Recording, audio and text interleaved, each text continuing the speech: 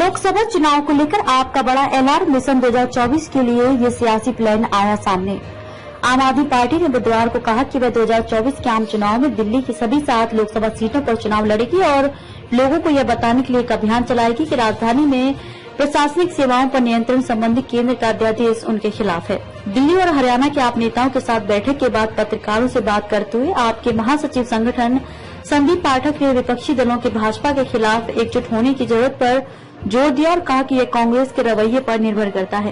केंद्र ने गत 19 मई को दिल्ली में ग्रुप ए अधिकारियों के तबादले और तैनाती के वास्ते राष्ट्रीय राजधानी सिविल सेवा प्राधिकरण बनाने के लिए एक अध्यादेश जारी किया था, जिसे आप सरकार ने सेवाओं के नियंत्रण पर उच्चतम न्यायालय के फैसले के साथ धोखा बताया था। यह अध्यादेश उच्चतम न्यायालय द्वारा दिल्ली में निर्वाचित सरकार को पुलिस, सार्वजनिक व्यवस्था और भूमि से संबंधित मामलों को छोड़कर अन्य मामलों का नियंत्रण सौंपने के बाद लाया गया था। शीर्ष अदालत के 11 मई के फैसले से पहले दिल्ली सरकार के सभी अधिकारियों का स्थानांतरण और तैनाती उपराज्यपाल के कार्यकारी नियंत्रण में थी।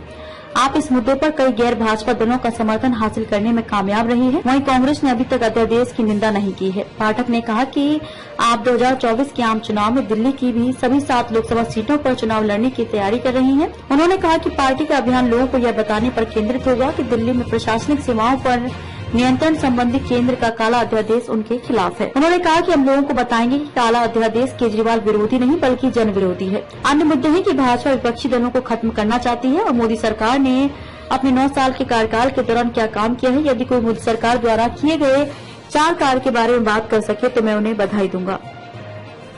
पाठक ने मोदी सरकार पर केंद्रीय अन्वेषण ब्यूरो सीबीआई और प्रवर्तन निदेशालय ईडी जैसी केंद्रीय एजेंसियों को बर्बाद करने का आरोप भी लगाया। आप नेता ने कहा कि भाजपा को उखाड़ फेंकने के लिए विपक्षी दलों को एक साथ आना चाहिए।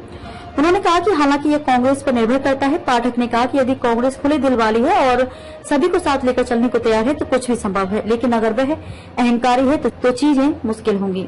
दिल्ली के मुख्यमंत्री एवं आपके राष्ट्रीय संयोजक अरविंद केजरीवाल 23 जून को पटना में विपक्षी नेताओं की एक बैठक में शामिल हुए थे। हालांकि इसके तुरंत बाद आपने दावा किया कि कांग्रेस ने सार्वजनिक रूप से अध्यादेश की निंदा करने से इनकार कर दिया है और इसके कारण पार्टी के साथ किसी भी गठबंधन का हिस्सा बनना उसके लिए बहुत मुश्किल होगा।